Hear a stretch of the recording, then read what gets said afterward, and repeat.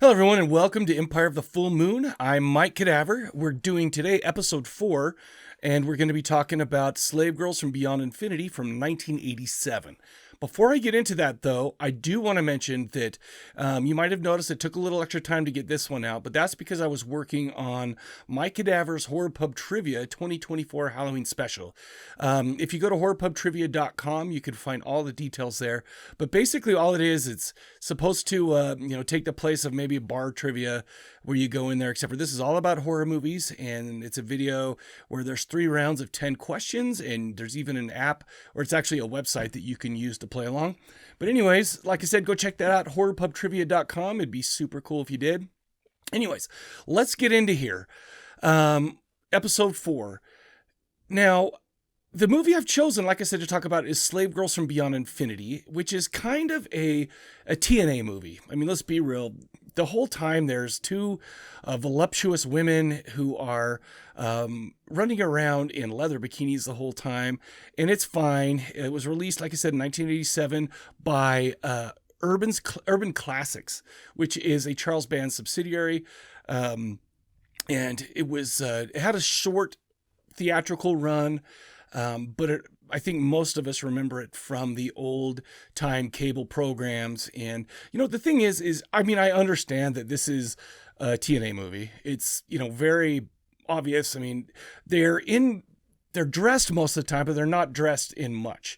I mean, there definitely are some scenes where there's nudity and there's some people having sex, and it's just, I mean, obviously it's a full moon. Sorry, it's an Empire picture from 1987 that played on late cable, and it was movies like this and like erotic thrillers with people like Shannon Tweed, and people of a certain age know exactly who she is, and we knew who she was before we knew that she is with Gene Simmons of Kiss. Anyway. The thing is that the reason that I even bring that up is because I wanted to mention a fun little, story that there's a guy named Jesse Helms who was a conservative conservative senator from North Carolina. In 1992, he tried to make an amendment to the Cable Act of 1992 that basically would say, because this kind of film is playing on cable, that you need to write in specifically and give it. I mean, you just can't watch it, right? You have to write in specifically and say, hey, I do want to do this. I do want to see these kind of movies. And, it's funny because, I mean, thankfully it got shot down. It got shot down in 1993, struck down by a U.S. federal court, and that decision was upheld in the Supreme Court in 1996. But it's just kind of silly to me because this is such a fun, feeling movie that it's bright, it's kind of happy. I mean, yeah, okay. What's funny is I say that, and then I remember things like, this is literally a kind of a take off the Most Dangerous Game. So maybe it's not so happy and whatever. But anyways, I digress. Let's get into it. Let's go ahead and show a quick trailer for Slave Girls from Beyond Infinity. In the distant future, there will still be slaves, helpless against the desires of their masters. Hands off me. At the mercy of their every whim and perversion. Bound to their masters by chains and subjected to every humiliation and cruelty.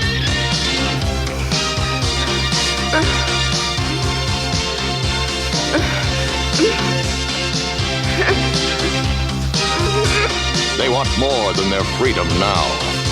They want revenge.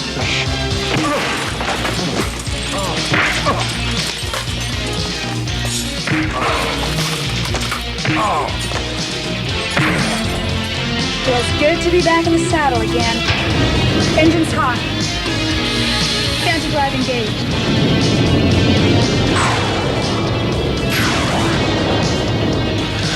It's a big movie with big adventure, big action. Have you got a knife? Only this. It'll have to do. Big robots, big romance. Big production and big girls. hunt you. You're an inhuman fiend. Slave girls from beyond infinity. They're for sale, but they could cost you your life.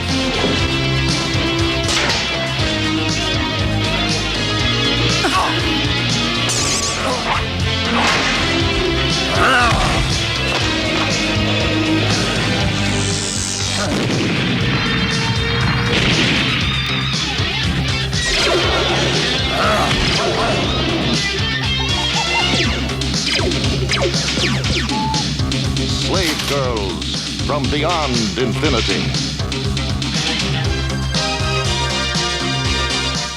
All right, you just saw that trailer for Slave Girls from Beyond Infinity. Right now, IMDb gives it a 4.4. Like I said, it's from 1987. It was written and directed by a guy named Ken Dixon, who has some crazy directorial credits on IMDb. Let me read those off. Famous TNA from 1982, The Erotic Adventures of Robinson Crusoe from 1976, Zombie-thon from 1986, The Best of Sex and Violence from 1982, Film Gore from 1983, and Slave Girls from Beyond Infinity was actually the last movie that he ever worked on. I figure once he decided that he hit perfection with this one, that he no longer needed to be in the film industry anymore. Anyway, this movie starred, yeah, and let me mention, I did mention that it was based slightly off The Most Dangerous Game. So Richard Connell, who wrote that in 1932, also gets a writing credit for this. This starred Elizabeth Kaitan as Daria, Cindy Beale as Tisa, Brink Stevens as Shala, Castaway. And it's funny because this is a B-movie TNA movie, and she is third string on this. She's not even one of the slave girls, and she's not from Beyond Infinity for sure, whatever that means. But I mean, she still does her, what she does. She strips and stuff like that. Anyways, she's awesome in it too. Don't get me wrong. She's just not the main focus. It also starred Don Scribner as Zed the Hunter, Carl Horner as Rick. And then we got a couple of robots and an alien mutant. And that's basically everybody except for the two gulag guards, the prison on the ship guards that where we get started in the movie. Anyway. Before I get into the plot, I wanted to talk about John Buechler. We all know what a great and amazingly talented guy he was with his makeup effects and with his creature effects, all that kind of stuff. But he will always be legendary, and here's why. If you've ever seen Trolls from 1986, from 1986. If you look close in the old woman's apartment, you'll notice a painted portrait of him, the toilet ghoulie, and the lady that owns that apartment. It's just so funny. It's great. Anyway, yeah, always be legendary for that. But let's go ahead and get over the plot. The movie starts out with our heroes, Daria and Tisa. They're being held captive in a space gulag, chained to the floor in a prison cell wearing only tiny leather bikinis. Daria is our leader with a lot of gumption, and I had to look up, I was on thesaurus.com, and I was looking for a word that meant fiery and energetic and good leader, stuff like that, and the word gumption came on. So it describes it perfectly, so don't give me any crap for it, because that's what it is. Anyway. Let's see, where am I at here? They ended up escaping, even though Tisa's like, we're not going to escape. We should never try to. But Daria's like, listen, lady, we're going to figure this out because I am tired of being stuck here. They get out of their cell and they beat up the two guards that were there in one of the most hilariously awful fight scenes of all time. In essence, they get out and they just start like slowing down when they're about to strike with anyways, it's really, I'll show a little clip of it. Anyhow, so they find an escape pod and get in it and take off. Well, that escape pod mysteriously malfunctions and they end up crash landing on a mysterious planet. And it turns out that they're okay. Tisa, we don't know where she is, but Daria's walking around and she looks unscathed at all. Anyway, Tisa comes around. She finds a fortress that looks like kind of to me, it looked like the inside of a South American, fortress, something like that. Anyway, they meet, she meets Zed, and Zed seems like a nice enough guy. He lives there with his two robot servants, and he invites Daria to come into dinner, get cleaned up, gives her some new clothes, all this stuff. And at the dinner, Tisa comes out and she's all safe and sound as well. So everything seems to be good. And there's also some other people there, Rick and Shayla, like I said, the brother and sister.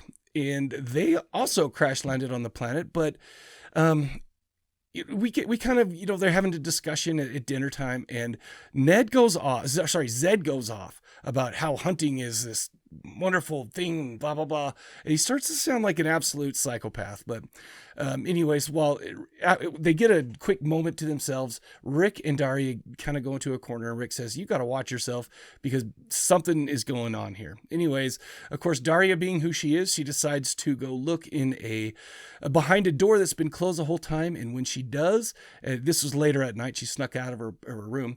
It was her and Rick. They find a trophy room with stuffed hunting trophies, and even a trophy on the wall of the most dangerous animal of them all, man. So basically, it's not long after that they find themselves being hunted, and that's kind of the movie. Will Daria, Tisa, and Rick, and Shayla make it out alive? Will Zed be able to add them to his trophy room? Have you ever wondered if a human woman has ever tried to distract a young robot by trying to seduce it, and has that ever worked? Find out by watching Slave Girls from Beyond Infinity from 1987. All right, so this is a mix of action and drama and sci-fi and comedy. It's kind of got a lot of stuff to it. It's kind of like, I would say it's a women in prison movie mixed with The Most Dangerous Game, obviously for hunting humans.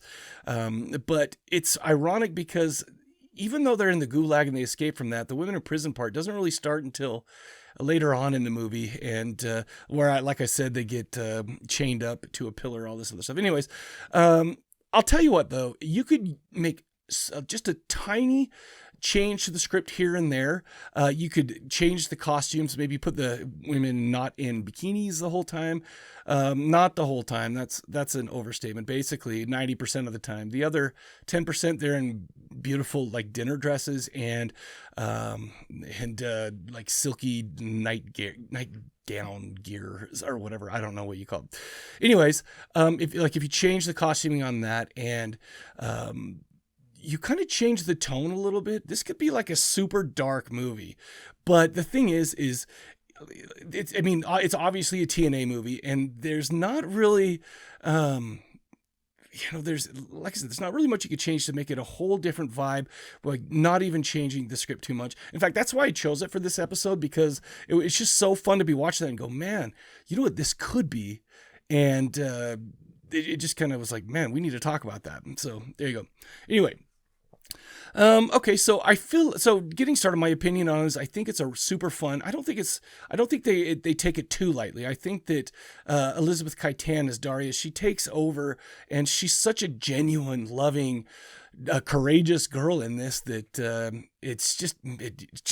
she's just so positive, and it's great. Obviously, it's still a TNA movie, but it's not cynical. It's not, oh, look at us, we are a TNA movie, so we don't have to do anything good. No, and I feel like I say this every single time when I do this, but there's always something a little bit special about each one of these Charles Band movies. And I think that the tone of this movie is what makes it a little more special than, say, I don't know, just another TNA movie where that people are making it just for that reason. Whereas I think they really tried to make a great and interesting movie, although it is a very Charles Bandy running time of 1 hour and 14 minutes. So that's cool. Anyways, like I said, I loved Kaitan in this, Elizabeth Kaitan. She's in a couple things, Friday the 13th Part 7, Necromancer from 1988, which is very I think more people need to be talking about that, and maybe I will. I don't know if I haven't checked to see if it's would be on this show, but anyway, Silent Night, Deadly Night Part 2 from 1987. I still need to see Assault of the Killer Bimbos. I have not seen that yet. She's also in Vice Academy 3 through 6, and I have definitely seen those, and I definitely saw some of those on those old cable channels that Jesse Helms was trying to screw up for us. Anyway, so Cindy Bill plays Tisa, and she kind of is a follower to Daria, and she, even though she's like kind of the second wheel in this film, she's still like a really good character. She's a good person, and she is super loyal to the point where she even tried to seduce a robot in order to cover for Daria and Rick as they snuck out of the place to go figure out what's going on outside. And anyway, long story short, she was great too. The sets were great.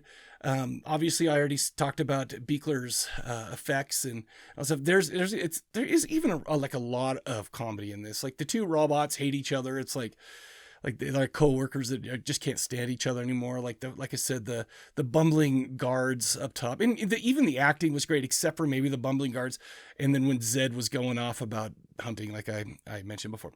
Anyway, let's see. Released by Cult Video, which is a subsidiary of Full Moon Features in 1999 on DVD, and there's actually a Blu-ray out now. You could find that at fullmoonfeatures.com.